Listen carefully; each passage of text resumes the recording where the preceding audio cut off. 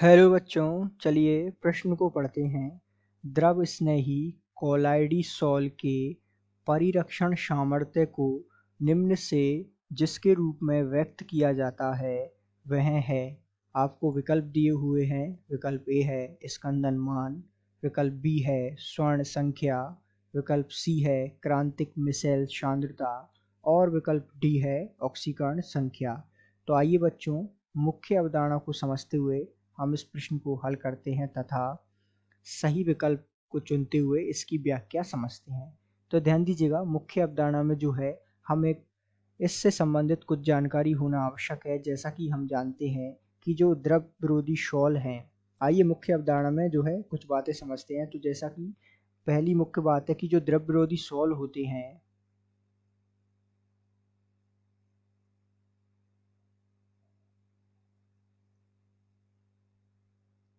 वो जो है अस्थायी होते हैं।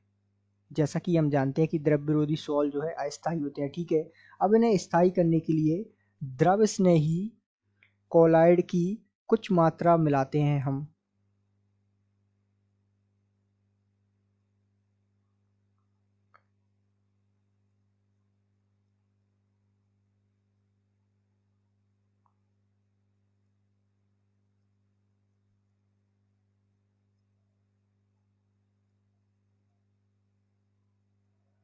तो द्रव विरोधी सॉल जो सामान्यतः अस्थायी होते हैं, उन्हें स्थायी करने के लिए हम जो है द्रव स्नेही कोलाइड की कुछ मात्रा मिलाते हैं और उसके पश्चात जो है ये स्थायी हो जाते हैं। ठीक है, अब आगे की प्रक्रिया समझते हैं। जब ये स्थायी हो जाते हैं तो ये जो है अवक्षेपण से बच जाते हैं,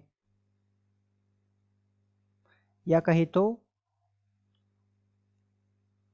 द्रव स्नेही कोलाइड की कुछ मात्रा मिलाने पर इन्हें जो है हम स्थायी बनाते हैं और अवक्षेपण से बचाते हैं।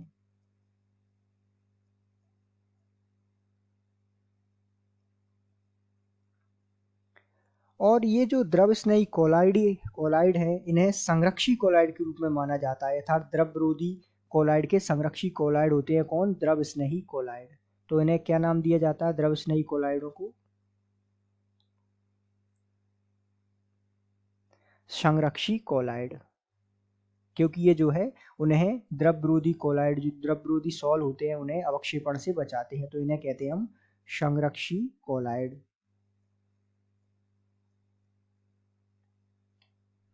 और इसको अर्थात इस संरक्षी कोलाइड या इसको, इस प्रक्रिया को जो है हम स्वर्ण संख्या के पदों में प्रदर्शित करते हैं।